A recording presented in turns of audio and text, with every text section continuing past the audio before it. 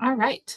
So my name is Nicole Krod, and I am the Emerging Technology Digital Specialist for the Maine DOE. And before this, I was an MLTI ambassador, which is basically the idea that you can kind of go on exchange from your school for 2 years. We do professional development all around the state and do cool things like this. And then you're supposed to go back to your school. During that time, really focused on artificial intelligence in the classroom. And when my time was up, they asked me to stay. So as of June, I am the Emerging Technology Digital Specialist. And I have Jeff here with me. So you must have been doing a pretty good job if they asked you to stay. Maybe. Yeah. So hi everybody. My name is Jeff Ireland. I'm a second year ambassador, which the ambassadorship it sounds really formal, but it's a 2 year job with the Department of Education where they grab educators for 2 year stints to come out and help develop professional development and administer or give professional development to educators in the field, it's about the coolest job I think I've ever had. So I was a middle school math and science teacher in RSU 4 for a long time, and I intend to return there at the end of this year. So yeah. I am going to share my screen so that you guys can see our presentation. Hopefully, anyways. You're seeing a big robot in the middle. There you go.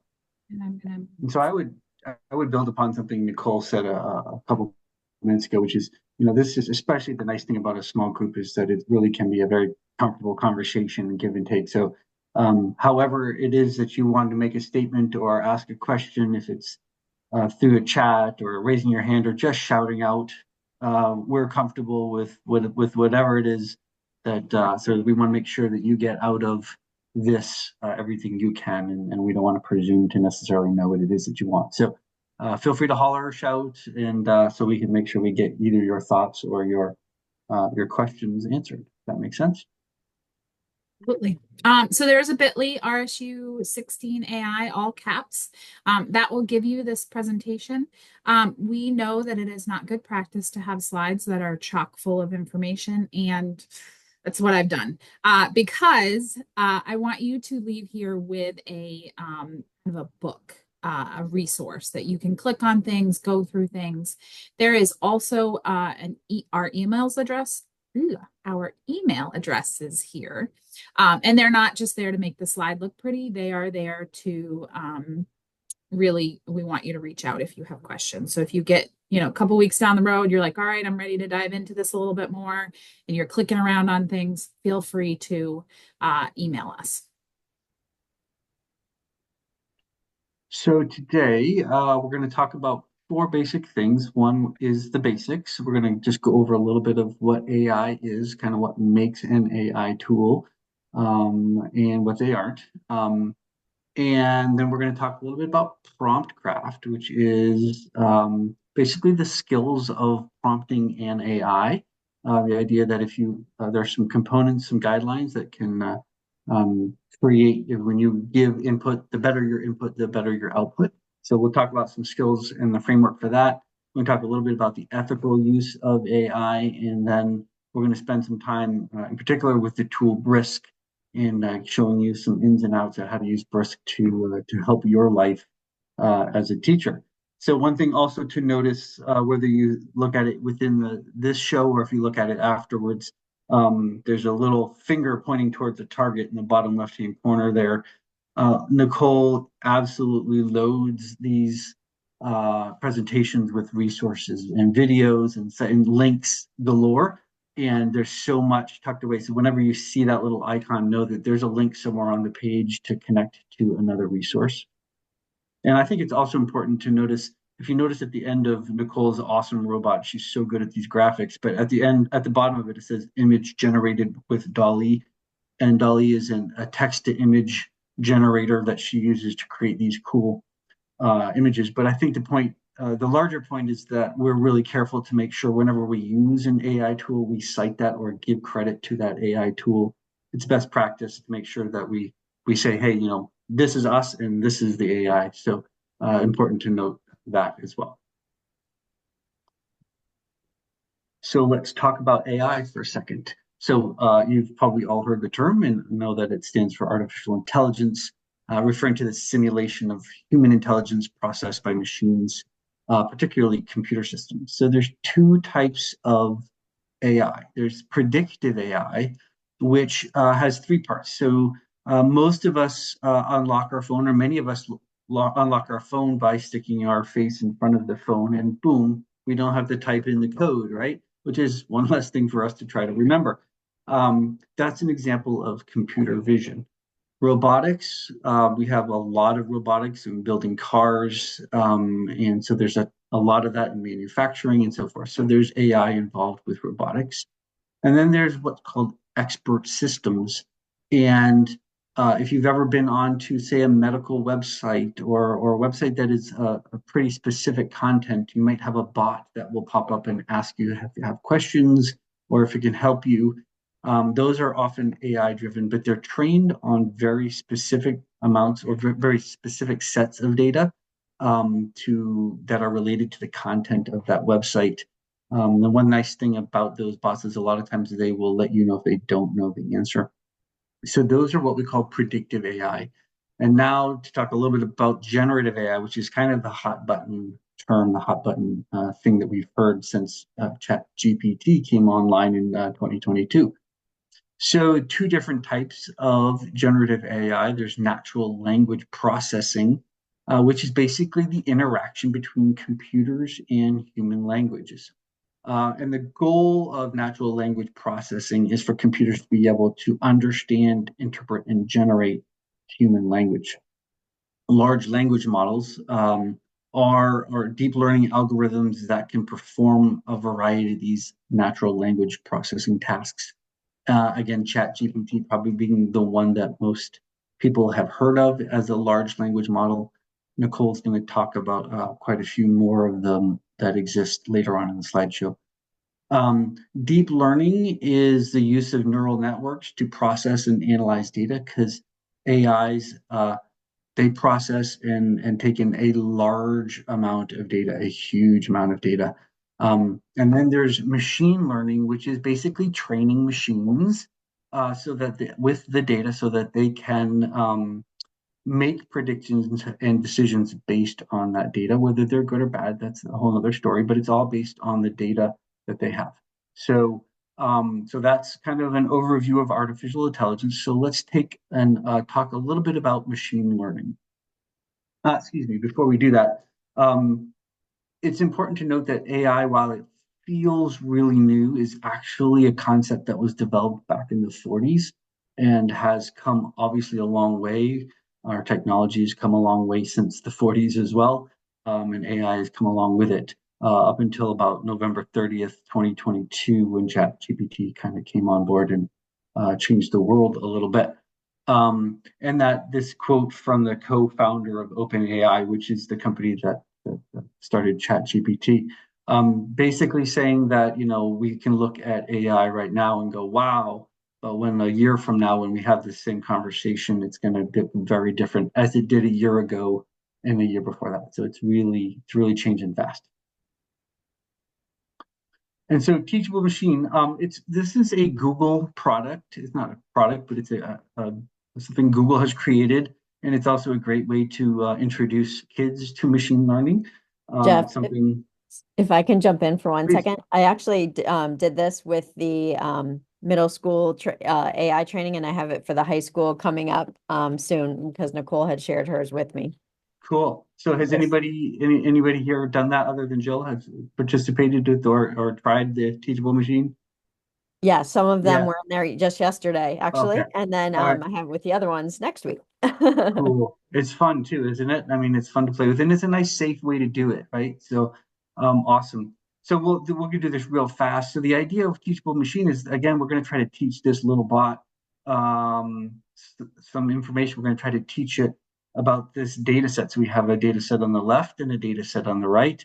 The robot doesn't know anything about that. We do because we've had thousands of interactions with cats and dogs, right? So we know the difference, but the machine doesn't. It only knows about the data that we give it. So we need to tell it that the images on the left are dogs and the images on the right are cats. Well, we're like, yeah. But if we gave it an image that was not part of one of those two data sets, it would have to use the data we gave it in order to make a decision about what is that creature. So if we gave it an image of the dog, if that dog was sitting down, it might not think of it as a dog. It might think of it as a cat, because look at all the cats. Many of them, or most of them, are all sitting down, right? If that dog had a long tail and was really furry, then maybe then that.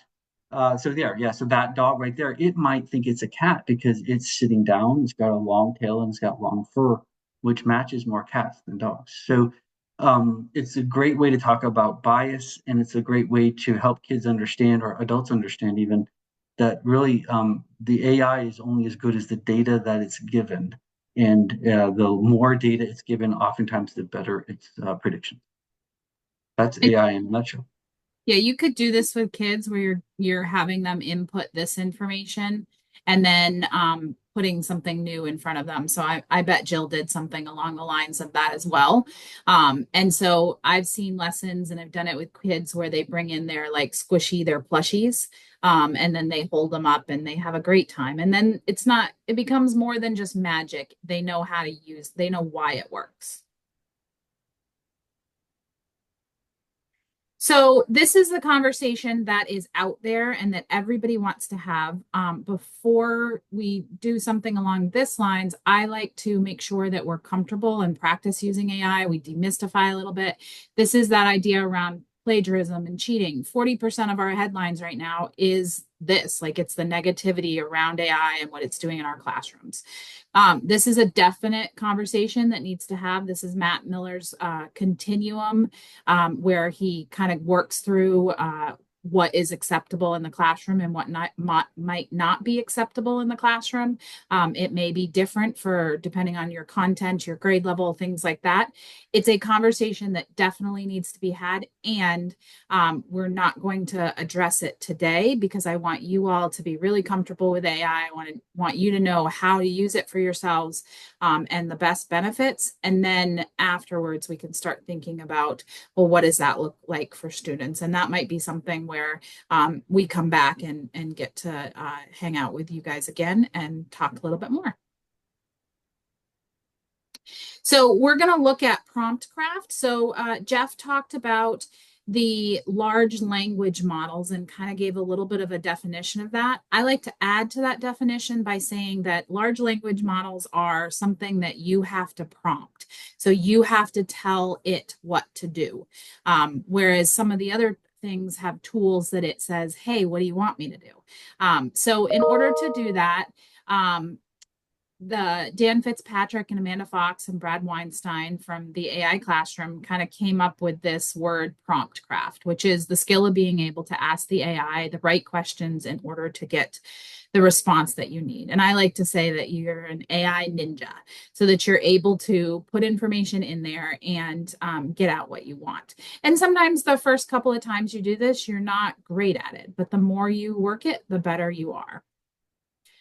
So they came out with a framework in the book called PrEP. So PREP. And that was a book, and that was about a year and a half ago. And then after the year was up, they changed it to prepare. And then this summer, I noticed they added a D for prepared. Now, I don't know about you, but that seems really convenient over a year's time. But it's a great framework that we're going to walk through and see how it's used in prompting.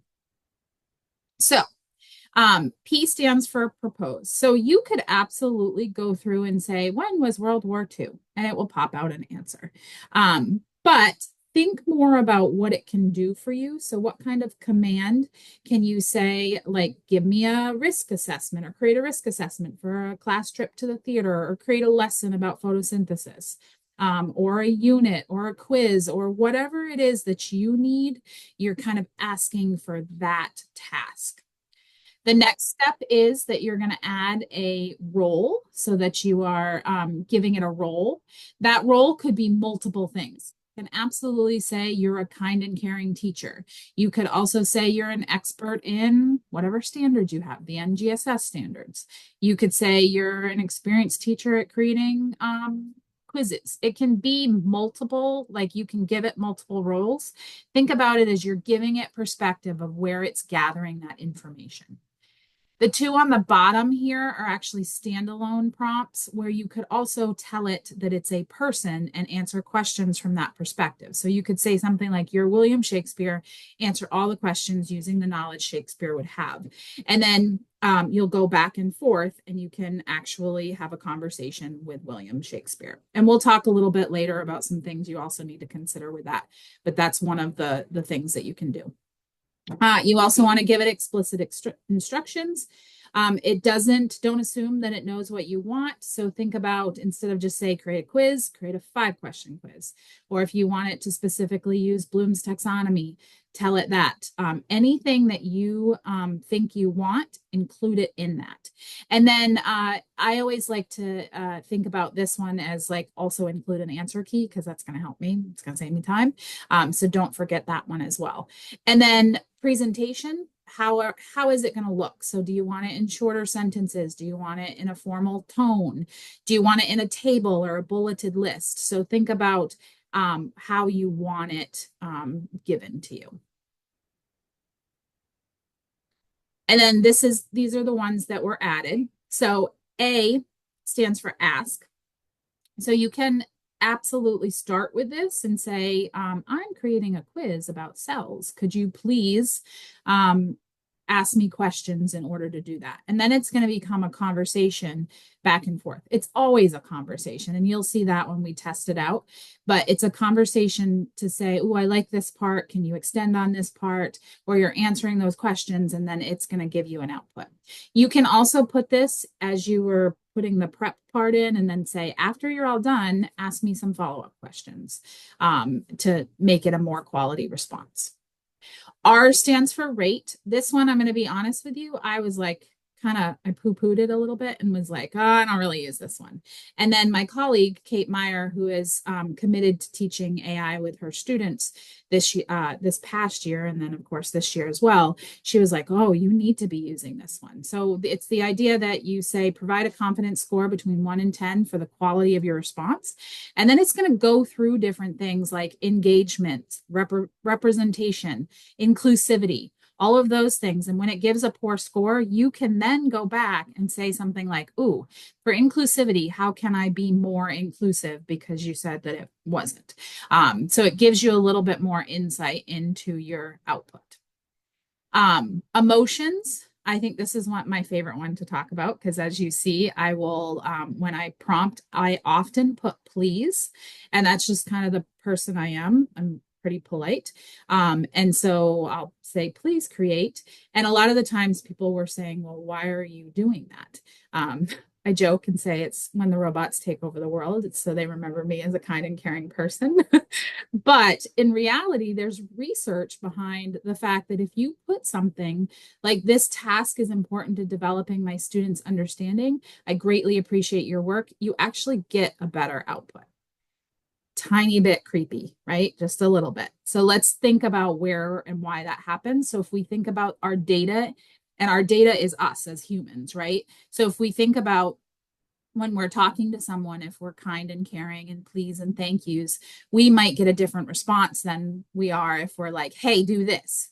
And that's all that is. It's reflected in the data. So it's pretty interesting, and there's research behind that.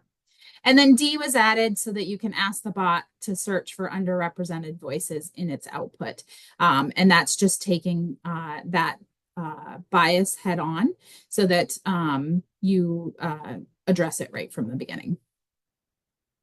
So here's an example of the rating one where it'll go through. So under inclusivity, it says 8 out of 10. So it gives you a little blurb here, but you could also say, what underrepresented voices are missing. You could ask other things. How could I make it more engaging? How could I do this? So that you're going back and forth and you're having a conversation with the robot. This is the one where we've got up here, she's writing a unit plan for a spoken word poetry unit. You're a curriculum design expert. Ask me questions until you have enough information to create the unit plan. And then and you can answer all the questions, or you can answer some of them and go through, and it's a conversation with the robot. So large language models, you can use these for a lot of things. This is a very small list, and there's that many more. There are also lots of different large language models. So there is Canva has Magic Write, Magic School, which we'll show you just a tiny bit of, has Rena, Claude, Gemini, ChatGPT, of course. Pi is an interesting one because Pi has it doesn't have a sign in. So if you're interested in signing in trying one of these today and you want to just check it out, Pi doesn't have a sign in. It also, its algorithms, it's been taught to be more human. And so interacting with it is kind of interesting. And then Microsoft Copilot and then Conmigo has, it's both a large language model and then it just has a couple tools. It's pretty simple. So it is allows for a nice entry point for teachers. Perplexity is, we'll talk in a little bit about accuracy. And so Perplexity is a nice one to use because when you type your information in and do your prompt, it also will come out with links that tie it to that information. So it helps with that accuracy piece. This was that prompt that we were talking about before. So you are a certain character. It could be a historical character. It could be a book type, a character from a book, and then answer all questions that character from that character's perspective. I am not a ELA or history teacher. So I was like, oh, I want something fun for me to do. So I plugged in, you're the persona, take on the persona of an ecosystem in Maine and answer questions from the perspective when I ask them. And it definitely could do that. Be a paintbrush, be a fraction problem, be a guitar, be the Star Spangled Banner. So you can really kind of stretch and think outside the lines with this and see what the machine will do. And then, of course, analyzing the outputs afterwards and having your kids do that as well. So we're going to test this out and kind of try it out. And let me go like this, I think. Yep. And so I have ChatGPT open. And what I need from you is we're going to kind of go through our prompting protocol. Remember, we don't have to have all of it. Don't be afraid of prompting because no matter what you put in, you're going to get an output. But the framework and the more detailed you are, the better your output is going to be. So I need, you guys are all teaching, today's Thursday, so maybe tomorrow you're ready for it, maybe you're not, maybe next week. What do you need, a unit? Do you need a quiz? What are some of the things? And you can come off mute or you can throw it in the chat. What is something that you need for soon? And it could be anything. This is always the hard part.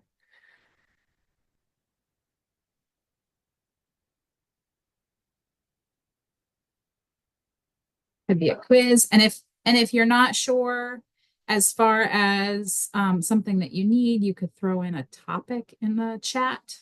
Fun team building activity for RT. Tell me what RT is. It's our roundtable, Okay. kind of an advisor group. Okay. All right. Create a fun team building activity for our round table in advisor. High school, 12th grade. Oh, he's ahead of me. Advisor group for 12th grade.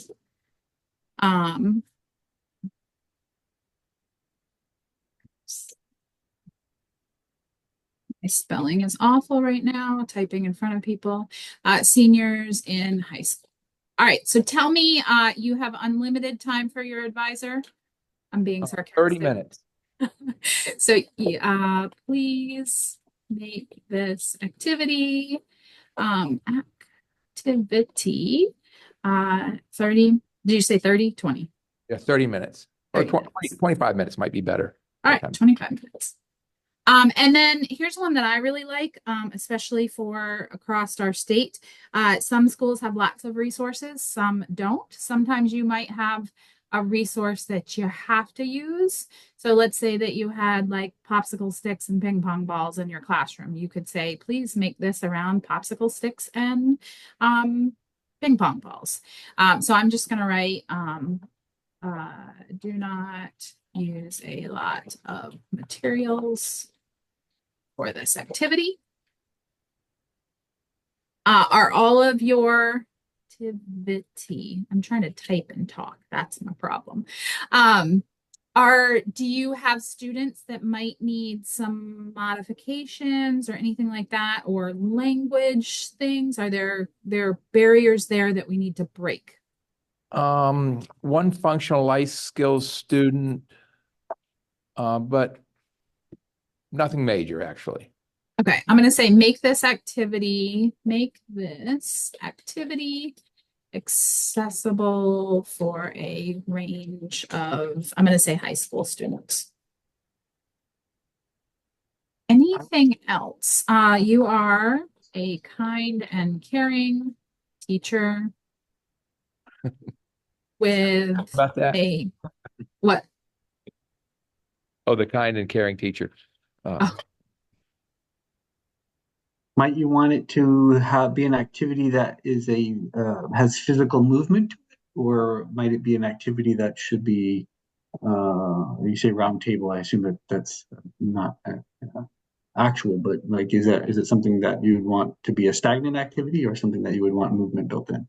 I would like movement built in. Okay.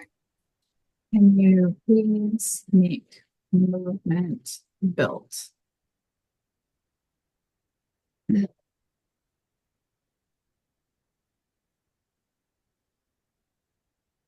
then I'm going to just rate this activity on a scale of 1 to 10. All right. This is very important to the development of my, I cannot spell today. Fire me. Development of my students. All right. And again, we could keep going, but we're going to just hit go and kind of see what comes up. Walk and talk connection. So build connection among seniors through movement, conversation, and shared experience. This activity will foster team spirit, empathy, and reflective learning. Paper and pen, open space for walking, introductions. Going through, each student will pair up. Every time you call switch, they will stop and find a new partner. Round 1 is a warm up. What's the best movie you've watched recently and why? Personal reflection and connection. Who has been an important mentor or role? And I'm just kind of quickly going through these future aspirations. Where do you see yourself? Fun and imaginative. And got the time limits on there. Team spirit, reflective and group share. And then an optional kind of reflection piece. And then why it works, rating goes through. It only gave me one thing. That's interesting. So I might go back and say, can you give me rating on engagement or whatever, and kind of walk through that. But it tells it why it's inclusive and things like that. So kind of interesting. Now, remember, it's a conversation. So one, if it didn't hit it on the nail, it might be that we needed more description. So it might be you say something like, can you redo this activity, but include a conversation around whatever. Can you give me a different movement activity? It might be that you really like all of these, but maybe 5 is not going to fly with your kids. So you pull through and say, can you change up round 4? I guess it's round 4, step 5. And give me something else there. So it's a conversation back and forth. Questions or thoughts on kind of just this large language model and walking through this? Does it give you more than this one option? Or do you have to have that conversation with it to come up with Yep. other options? Yeah, so you have to have that conversation with it. So you could absolutely say something like, or if I put in the prompt, give me 5 options for blah, blah, blah, it would have done that at the beginning. But you could say something like, I would like a couple more options. Can you change up this lesson to show me some different things I can do with my students? And then it's going to give you two else. So the empathy shuffle and see what it does. And sometimes it does a really good job of changing it up. Sometimes you're like, that's not much different. Sometimes you're going to get this and you're going to be like, wow, that was awesome, super helpful. And then other times you're going to be like, meh. Human web of strength. So that's probably like and remember, it's pulling off all of the data. So that's why you're seeing similar things to what we do as teachers. And sometimes it's like you have something where you're just stuck and you're like, I'm going to do this. And I'm going to plug it into ChatGPT and it's just enough to get it going. And other times you're like, yeah, I could have come up with this on my own. And the more you use it, you'll kind of learn that of like, this is an activity, this is a place where I can use ChatGPT, and this is a place where I might not want to. I am going to create a link for this. And then I am going to copy it and I will throw it in the chat. So if you want to look more closely at kind of what that output was, you can absolutely see that and see what's happening with it. Other questions around this? No, thank you. Yeah, absolutely. All right, we will pop back in here and talk about some ethical use.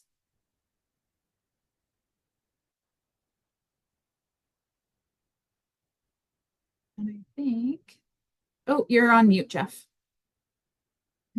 That's what I should unmute myself. So Nicole talked quite a bit about input and prompting skills and how quality or the efficiency of what you get out is related to how you put it in. So let's talk a little bit about what happens when you get output. Nicole modeled there that it's a conversation and that you can continually go back and ask. But Dan Fitzpatrick and his co-authors had created a second part of After Prep called Edit, which is the idea of going back and looking at what you've got for output. Nicole and her colleague, Kate, who she had mentioned earlier, came up with a different acronym called HUMAN, which is the idea that the output that is given to you by the artificial intelligence really needs to have you involved in it and really have you as part of checking that output. So here is some guidelines for that. The first thing I want to point out is if you look in the bottom right-hand corner, you'll see there's a little icon called Two Main Teachers. Kate and Nicole are those two main teachers. It's a great blog if you're looking for some resources. They like to try out things and tell you how they're going or how good they are. So they've got some great stuff there. So check that out. twomainteachers.org, Nicole? .com? .com. twomainteachers.com. So human. The first thing, the H in human is halt. And it's always a good idea to take a moment before you use an AI and consider whether you should use that AI tool. Could it be that if you're going to use it with kids, you really need to look at the terms of service? It's always good to look at the terms of service of an AI tool that you're using. So is it age restrictive and you need to make sure that that it's okay for the kids to use? Also, what are you looking to get out of that AI? There maybe are some tasks that we want to do that are better done just by us. So there's an AI tool that has a thank you card writer. And I think that maybe that's not necessarily a task I would use that AI tool for, right? If I'm writing a thank you note, I think that needs to come from me and my thoughts and my feelings. So some of those communication tasks, we might want to be cautious that it doesn't come across as an AI communication because that can be kind of insincere. So it's always a good idea to stop and take a look at that. The U stands for utilize, and are you using those prompt craft skills to generate or have the AI generate the output that you're looking for. And the better you become at those prompt craft skills, the faster you'll get to the output that you're really looking for. The M stands for modify and personalize. And really, whenever you get something, take a look and make sure it sounds like you. Make sure it reflects what you want it to, or reflects what you believe, and that it's your perspective, because it's your output. A stands for assess, and we always want to check for bias and accuracy. Last time I knew, AI tended to hallucinate about 20% of the time. Nicole, is that still a pretty accurate number? So we want to make sure that the information that it's giving us is in fact accurate and doesn't reflect any biases. And so it's Nicole will talk about about a strategy. I think it's called lateral reading later on, you can do with kids in order to help check for accuracy and bias. But it's the information that AI generates output from is data we give it, and inherently the data we have has bias in it, as we do ourselves. So it's good to check for that. And then when you're done, did the AI give you what you wanted? Did it help your thinking? Was there a conversation going back and forth? We like to think that AI can be our thought partner. And then also, as we have done, make sure that you are citing and at least stating how you're using AI. Sometimes you could have people say, look, share with me the prompting that you did so I can see that back and forth, or as simple as what we've done in this presentation by just saying these images are from an AI text image generator. So that is keeping the human in the loop. And the citing piece, there's definitely controversy around it because usually we cite sources. And so citing something that has inaccuracies, it's kind of like, but within the citings itself, it requires you to provide a link, just like I did in the chat, to your discussion. And so that's kind of why people do that. But the reflection piece is really what's very important. Mm-hmm.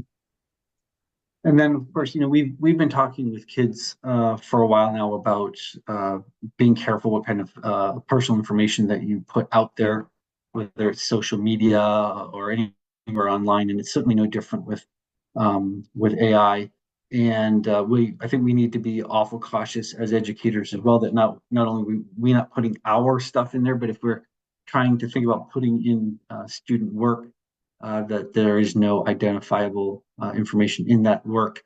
And we also think that you got to be thoughtful about, if you're putting in student work, do you have permission to put that student work in there? And does putting student work into an AI also violate a term of service? So those are some very real considerations. You see that there's a link at the bottom there for the Common Sense Media lesson on personally identifiable information. But it's something remember that everything that we put into an AI is training that AI, including personally identifiable information. So we want to be very cautious about that. And we need to, I guess I'll add one more thing. We need to teach kids that specifically. We can't assume that they understand that. So other things to consider when using AI, and some of these will be a little bit repetitive, but I think it's worth it, is to take a look at that term, those terms of service in the privacy statements.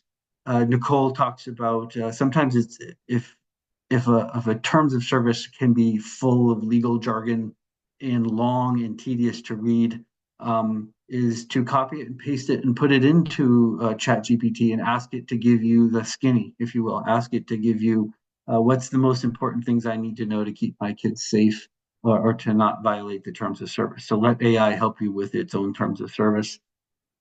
Be awful aware of those age limits. If you need consent, make sure you get that.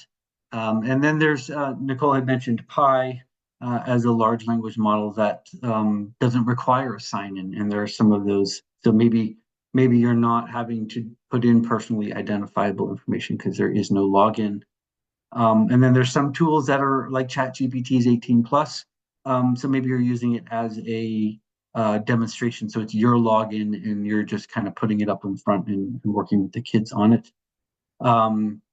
And then again, anything that you put in is training the AI. So make sure that that it's okay, that what you're being put in there is okay to put in.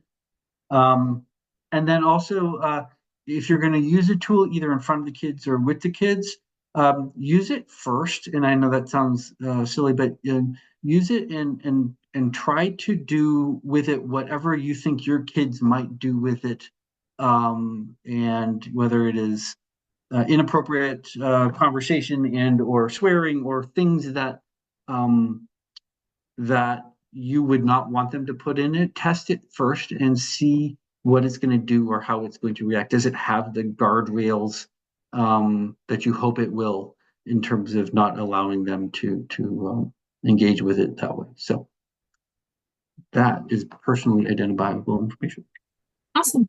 So a lot of the times I get this question of when do I use AI, and sometimes it's in a in a grumpy way because when Jeff and I come in, I think sometimes people think we're all rainbows and butterflies, and there is a place for AI, and there's a place when you don't need to use AI. I like to equate it to learning to read versus reading to learn. So when we're reading to or learning to read, we are really thinking about foundation skills. We're thinking about practicing those skills, things that we don't want somebody to do it for us. So in that case, you might not use AI. Whereas if you're reading to learn, you're trying to dig deeper a little bit and it's about a certain content.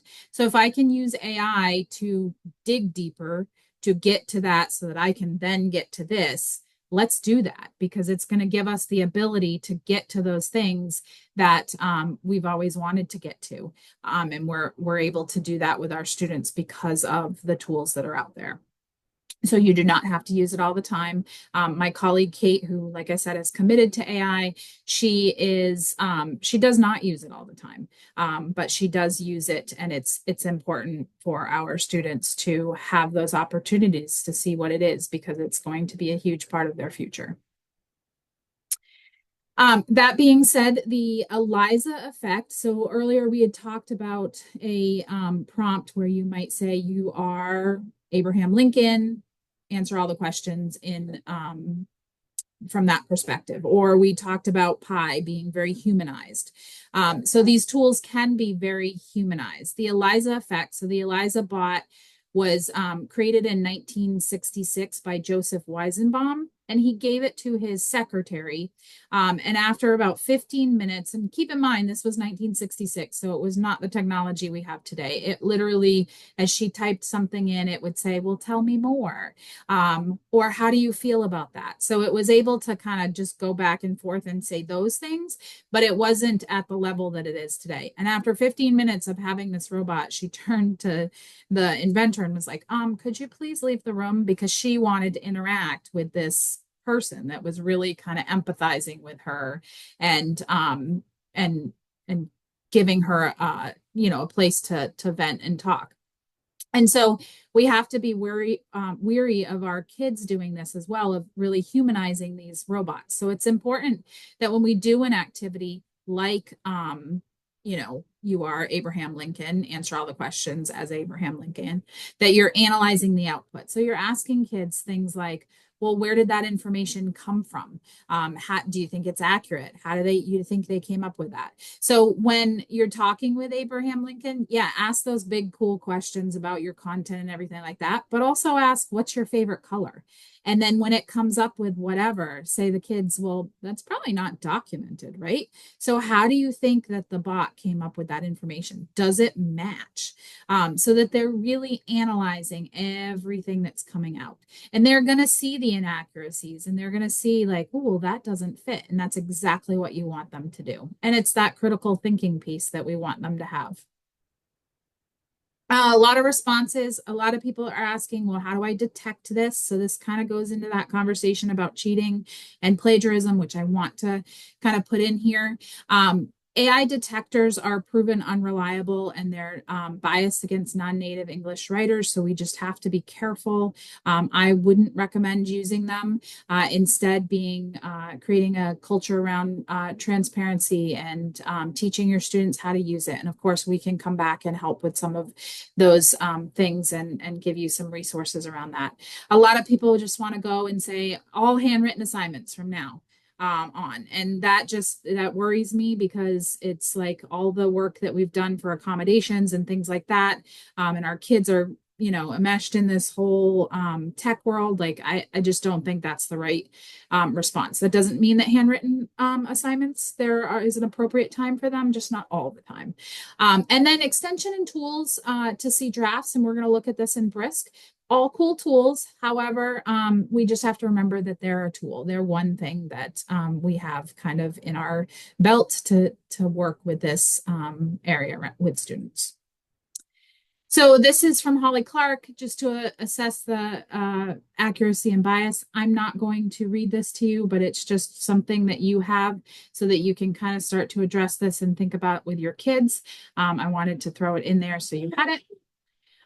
Here is that slide again about making sure that you can ask the large language model and say what underrepresented voices are missing, or how can I make this more inclusive, so you can meet that bias head on within your prompts. When we're assessing accuracy, we just have to make sure that we're taking those extra steps. I like to include this because it has an example from Google Gemini. Someone said, how many rocks should I eat? And of course, Google Gemini came back with at least 1 rock per day. So we have to know that it does do this. This was taken down awful quick and that error was fixed. Perplexity is a nice way to deal with that. People are working on this, so it's not like they're not aware, but again, it's within, at some point, I mean, who knows? Maybe there's a website out there that does talk about, eating rocks per day. And so like the data and what it's doing and how it's putting that together. So it becomes something that scientists have to really think about those algorithms and how they're developing. And then on our side of it, we just have to make sure that we're aware of it and that it happens. So a strategy around that is lateral reading. We've called it the truth tracker. So you have an original source open. That original source might very well be that it's the bot. You're going back and forth with a large language model. And then you have kids open up tabs and they're checking out the information, asking what's missing, who wrote this, where's it coming from?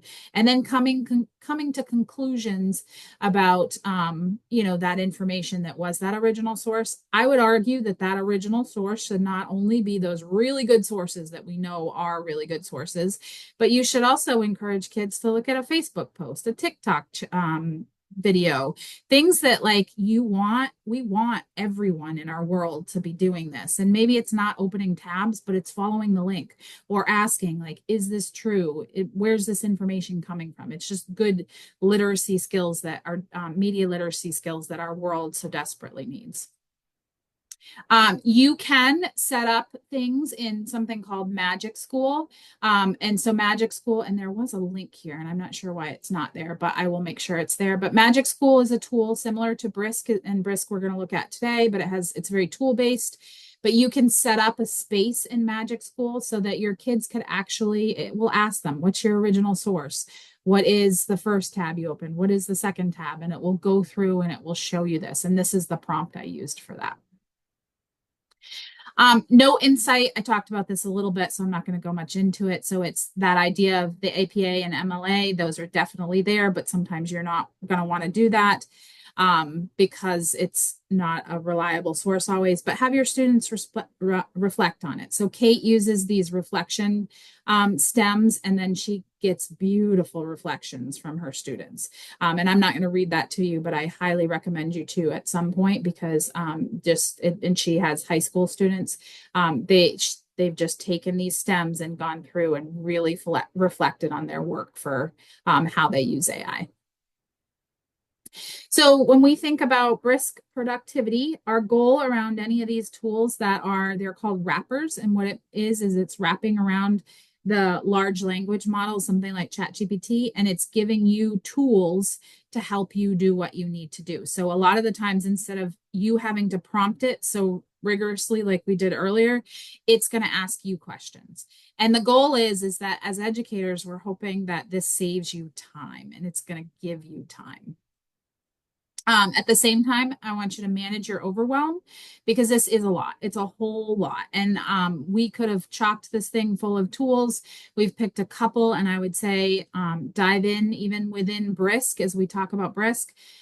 Think about Brisk as a tool that, there's lots of things within that. Pick one and try that out. You don't have to do the whole thing right now. And again, you don't have to be where you're working with it with students yet. So Brisk, this is just kind of my introduction slide. It does a lot of cool things. This is a whole slide deck that you can click through, and you'll see some of these slides within our slides. It is FERPA and COPA compliant. They have all of these tools that we share have really robust free versions. And so Brisk does a really nice job of thinking about what can we offer for free. At the very end, if we have time, we'll kind of and not if we have time, but at the end of our recording, we'll go through and walk you through if you'd like to stay to learn how to install Brisk. But it's very simple. You're just walking through and putting a Chrome extension because that's all it is. And it's everywhere. All the directions are here, but it's everywhere on wherever you need it. So Brisk is gonna show up on your Google Docs. It's gonna show up on YouTube videos. It's gonna show up on slide decks. You're gonna see it in articles or PDFs or student writing and assignments. So it's this little down at the bottom. There it is. I made it bigger. This little thing will be, and you just click on it and it's gonna pop up a little menu, and you're gonna see that it's gonna offer that. What can it do? It can give feedback. It can inspect writing. It can create and change levels. So I'm going to pop out of this presentation just for a second, and I'm actually going to have to stop sharing and then share another screen. And hopefully you are seeing the simple teaching assistant that works. Oh, nope, you're not because I had to share. Imagine that. So this is briskteaching.com, and it's as simple as clicking this and kind of going through and walking through those steps.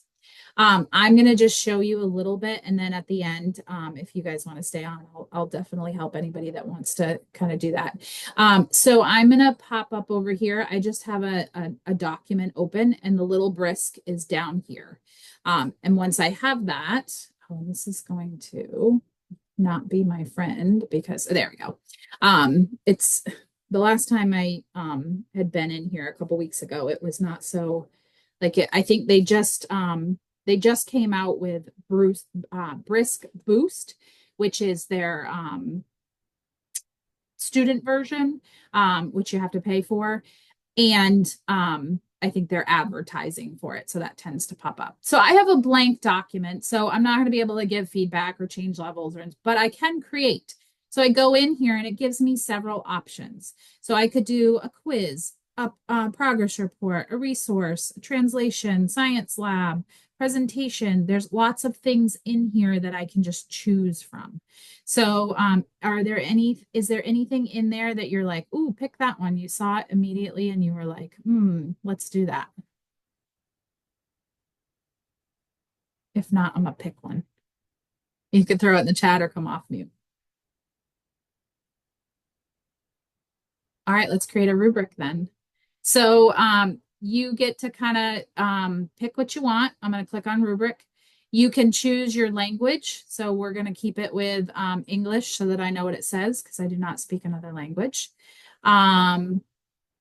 I am not sure what that is, but because the star is there, that's brand new. This is the problem with showing off these tools is that you think you know them. So always keep going back in, but I'll check that out and I'll let you guys know. I'm guessing because the star is by it, it might be a paid thing, but we're going to do standard AI. Down here, we're going to decide on the grade level. So let's go kind of 8th grade because it's kind of right in the middle. We can decide points. You could personalize to your learner, which is going to give you some places to put information in. But let's just say create a rubric for writing a narrative. And again, more details. You don't have to be as detailed as we were before, but then I'm just going to hit brisket. And it's going to generate it. It's going to come up. It's got some pop-ups here, but that's okay. And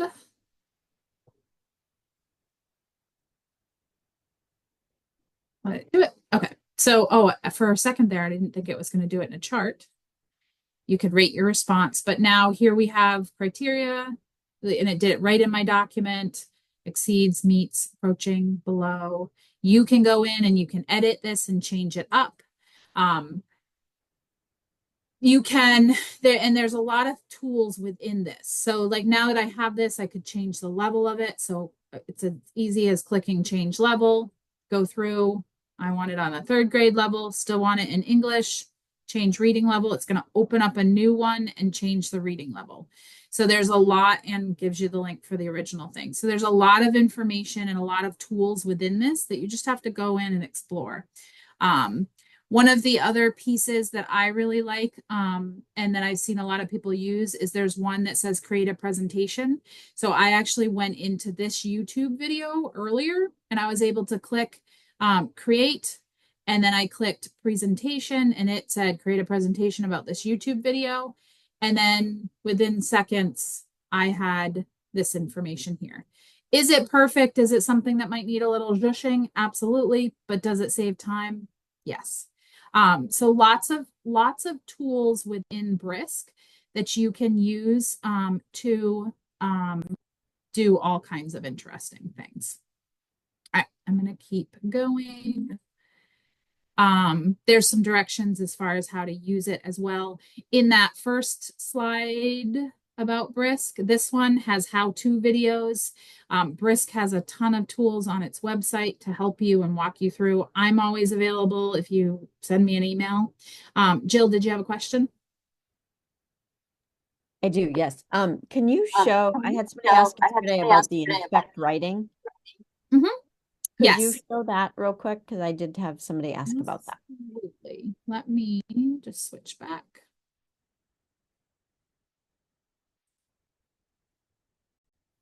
And I will say we are just a little over on time. So if you are someone that does not or cannot stay, please feel free. We will not be offended, and you can watch the video later, because I don't want to take up any more time than I have to. But let's see. So come in here and let's see.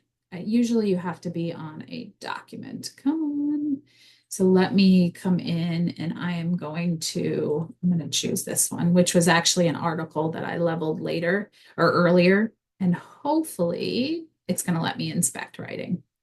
So with this, it's that idea of, and it was very quick because I copied and pasted the whole thing, which is interesting. So it's going to go through and give you all the information about how I put this together. And this one was very quick. That's not a great example. Let me come back and I'm going to choose, here we go. This is descriptions for my AI session. So I've been definitely copying and pasting, typing things up. So if I come in and click on inspect writing, it's going to go through, it's going to tell me how many pastes there are. It's going to tell me kind of when I did things. It's going to tell me the edits, what got crossed out. So this is a nice tool for how are your kids working, and are they copying and pasting, or are they writing things in, so you can actually see step by step what they're putting in. Did that help, Jill? Hopefully. Yes, thank you. Yes, thank you. All right, awesome. So I'm gonna Jeff back the reins, and he's gonna talk about Diffit real quick. Sure. So I'll go through this fairly quickly, but Diffit is one of those tools that I wish I had when I was in the classroom, and I look forward very much to using this when I go back. It is a great way to create content when, especially if I'm a science or social studies teacher, and I've got every kid walked through my classroom regardless of level, and trying to make my content accessible to all of my students was a challenge. And here I get to select topics. If I have a YouTube video, I can produce content from that, and I can select what level I want it at, what grade level I want it at. So for kids who are reading above grade level, below grade level, on grade level. I can produce the content for them, and make sure I can select the images that go with those documents, and I can take the content that I've created and have it placed within these activities. You can see them on the right: the vocabulary choice board, the key vocabulary, all kinds of graphic organizers, and it will feed the content that you created at that grade level for that child and feed it into those documents so that they can then build on that information that was produced at their level, which to me was just would be a lift off of how do I allow all of my students to be able to access my content, and kind of reducing those barriers so that they can be more successful. And I can't do it justice in the time that I have. But it's again, it's got a great translation tool. So if I've got new Mainers in my class and accessing my content, I can put it into their language, their native language, and there's a lot of native languages with which you can pick so that they are able to access it more readily. It'll generate questions for you. It'll provide the sources of information for you, so you can go through an activity of checking those sources. Again, it will pump it out to a Google Doc, to your Google Classroom. You can download it, edit it, change it. So it is definitely something to explore. Again, I can't do it justice just in a couple minutes. So explore Diffit. It's a great tool for you. And Jeff and I really debated whether to put this one in where you guys are focused on Brisk a little bit more, but Brisk does a nice job of leveling text, and you can level different websites and things like that. However, this one really provides this goes down. So this is all on photosynthesis, the screenshot, and it goes down even further. And then each one of these go over. So like just on photosynthesis alone, it provided hundreds of different scaffolding activities. So we can't not include it because we know that your classrooms are not all on grade level, and it's a little bit of a game changer. So we wanted to include that. This is a piece of information that we include in all of our slides, and it's a piece of advice we hope you've gotten for a while now just about technology, is that we're not just using it to use it, but we're making it purposeful. And it's no different with AI. Don't just AI to AI. You have to make it purposeful and make it work for you. Resources for this section, I just like to include people so you have some people to follow. This is the Week of AI put on by Amanda Fox. She has over 50 sessions just on tools and things. I'm sure there is a Brisk one in here. So if you wanted to dig deeper with somebody that's using Brisk in their classroom, I'm sure there's something there. There's also other tools. There's also using it in ELA and math and all kinds of things. So it's worth checking out. There she is, Amanda Fox. She wrote the book with Brad Weinstein and Daniel Fitzpatrick, which is a great starter book. John Spencer is always wonderful. His graphics are beautiful. Holly Clark does a lot with ELA and younger grades. Matt Miller, he does a lot with ethics. Carl Hooker is often at Actum and is wonderful. Kelly Gibson is great for high school things. We are creating main AI guidance, which right now is we're hoping to be out as soon as possible. And if you're interested in kind of following that, we will definitely have it on our socials. So check those out. We have a podcast. There's a YouTube channel that we have that you can get contact hours for. Speaking of contact hours, if you click on this, you can get a contact hour for this session. We appreciate you guys having us. Make sure you get the bit.ly so that you have that. Again, our email addresses are here so that if you need them and want them, you can reach out. They are not just there to make the slides look pretty. And that is all we have. I'm going to hit stop share, and then I'm going